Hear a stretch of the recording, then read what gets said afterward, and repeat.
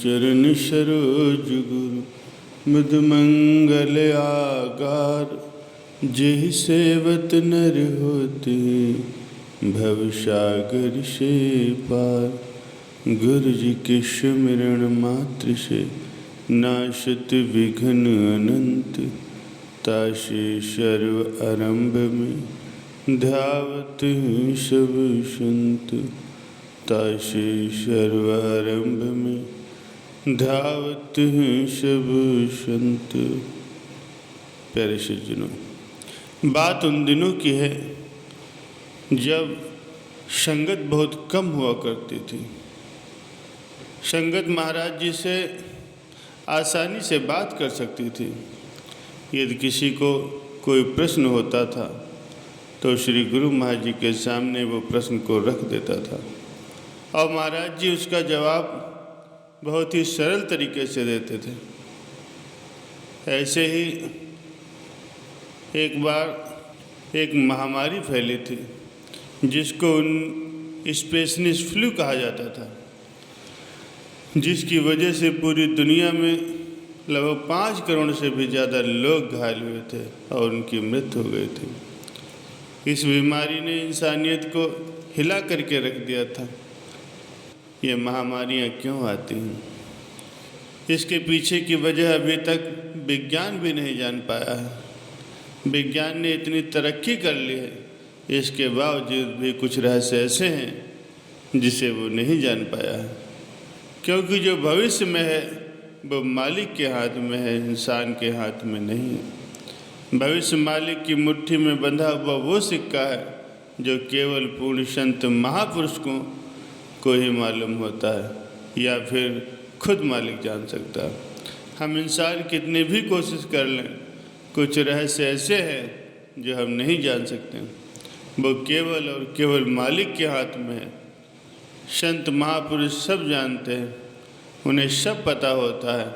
उन्हें जन्मों जन्म की खबर रहती है, युगों युगों की खबर रहती है, लेकिन वो सब कुछ जानते हुए भी कुछ नहीं बताते, क्योंकि वो सब मालिक की मौज में रहते हैं। और ऐसे ही उस समय संगत भी महाराज जी के पास बैठी हुई थी। तभी एक भगत ने महाराज जी से प्रश्न किया, महाराज जी, जो बीमारी फैली हुई जिसकी वजह से बहुत सारे इंसानों की जान चली गई, दुनिया भर में लोग इससे प्रभावित हुए हैं, क्या इसका कोई हल नहीं हो सकता? क्या इसकी कोई दवाई नहीं बनाई जा सकती? क्या सब मालिक के मौत से हो रहा है? तब महाराज जी ने जवाब दिया, इस संसार में जो कुछ भी होता है वो मालिक की मौत से ही होता है, उनके हुक्म के अंदर ही होता है। जैसे गुरु नानक देव जी महाराज जी ने फरमाया है, हुक्म है अंदर सबको, बाहर हुक्म न कोई। अर्थात जो कुछ भी हो रहा है सब मालिक के हुक्म के अंदर ही हो रहा है, हुक्म के बाहर कुछ नहीं। तो ऐसे में हम उस कुल मालिक के आगे केवल फरियाद ही कर सकते हैं, उससे अरदास ही कर सकते हैं। मालिक जो करता है केवल वही जानता है, हम सब उस कुल मालिक से सवाल नहीं कर सकते। ये सृष्टि उसकी है, ये सारा खेल उसका है, वो जो चाहे कर सकता है। उसने नाम के धागे से इस सृष्टि को पिरो के रखा, नाम के जरिए ही वो इस सृष्टि को चला रहा है। नाम के बिना सब खत्म हो जाएगा। वो चाहे एक दिन में या एक सेकंड में इस सृष्टि को ख़त्म कर सकता है, और वो चाहे तो एक सेकंड में ही से दोबारा बना सकता है। ये सब उसकी मौज है। हम भी उसी का ही रूप हैं, लेकिन हम भूल गए हैं, अपनी असल वास्तविकता को हम भूल गए हैं। इसीलिए तो संतों महापुरुषों ने हमें समझाया है कि खुद की पहचान करो, मालिक की पहचान तो अपने आप हो जाएगी। इसलिए संत महापुरुष मालिक की भजन बंदगी पर इतना जोर देते हैं ताकि हमें हमारी असल वास्तविकता के बारे में पता चल सके और हम उस कुल मालिक से मिलाप कर पाएँ। उसके भाड़े को केवल वही समझ सकता है जो उसमें समा गया है, जो उसी का रूप हो गया है। हम उस कुल मालिक के भाड़े को नहीं समझ सकते। केवल वही समझ सकते हैं जो उसमें समा गए हैं, जो मालिक से मिल कर के एक रूप हो गए हैं। इसीलिए सत्संग में भजन सिमरन पर अत्यधिक जोर दिया जाता है कि भजन बंदगी करो, नाम की कमाई करो। नाम के बिना यहाँ कोई नहीं। नाम हर समय हमारी संभाल करता है। जब सभी हमें छोड़ जाते हैं, नाम तब भी हमारी संभाल करता है।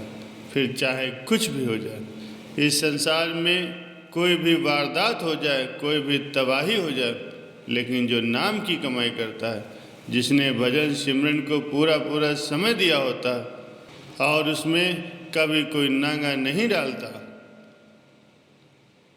तो फिर उसे किसी भी चीज़ से डर नहीं लगता, उसे फर्क ही नहीं पड़ता, उसे बाहरी संसार से कोई मतलब ही नहीं रहता, क्योंकि वो सत्य को जान जाता है, उसे समझ आ जाती है, उस पर मालिक की कृपा हो जाती है। जब मालिक का नूर उस पर बरसता है तो उसका रोम रोम मालिक की कृपा से भर जाता है। तब उसे संसार की कोई फिक्र नहीं रहती। संसार में कुछ भी हो, उससे उसको कोई भी परवाह नहीं रहती। वो तो मालिक के साथ जुड़ जाता है। उसे पता है कि मैं शरीर नहीं हूँ। जब मालिक की कृपा होती है तो आत्मा भी समझ जाती है, और जो देह होती है वो भी समझ जाती है। उसे कोई कष्ट नहीं होता, कोई बीमारी नहीं होती। इसलिए भजन सिमरन पर इतना जोर दिया जाता है। प्यारे सज्जनों, हमें भी इससे सीख लेनी होगी। अगर हम संकट की घड़ी में मालिक की याद करें, उसके भजन सिमरन में समय लगाएं, अपने अनमोल समय को व्यर्थ न गवाएं। नाम की कमाई करने में ज़्यादा से ज़्यादा नाम की कमाई करें। प्यारे सज्जनों, आप देख सकते हैं कि हमें रोज़ाना जीवन में कितने ही कामकाज होते हैं। हमारे पास भजन सिमरन को न कहने के कितने बहाने होते हैं कि हमें ये काम पड़ गया, हमें वो काम पड़ गया। लेकिन आप इस घड़ी को देख सकते हैं, जब कोई संकट आता है या कोई बीमारी आती है तो सब कुछ रुक जाता है। तो ऐसे समय में हमें मालिक की याद ज़्यादा आती है। गुरु का दिया हुआ शब्द, उसकी ज़्यादा से ज़्यादा कमाई करनी है। प्यारे सज्जनों, हमें ज़्यादा से ज़्यादा समय भजन सिमरन को देना है, उस कुल मालिक को देना है। नाम की ज़्यादा से ज़्यादा कमाई करनी है। जब हम मालिक का ध्यान करते हैं, उसकी भजन बंदगी करते हैं, तब मालिक का नूर हम पर बरसता है। हमारी आत्मा के सारे कष्ट दूर हो जाते हैं और इस देह के कष्ट भी दूर हो जाते हैं। तब हमें कोई तकलीफ़ नहीं रहती, हमें किसी भी बात की कोई चिंता नहीं रहती। तब हमें किसी भी तरह की बीमारी या किसी संकट से डरने की ज़रूरत नहीं है। मालिक हमारे साथ होता है। जब हम अंदर से मालिक से जुड़े होते हैं, तब मालिक खुद हमारा हाथ पकड़ लेता है और हमारी संभाल करता है।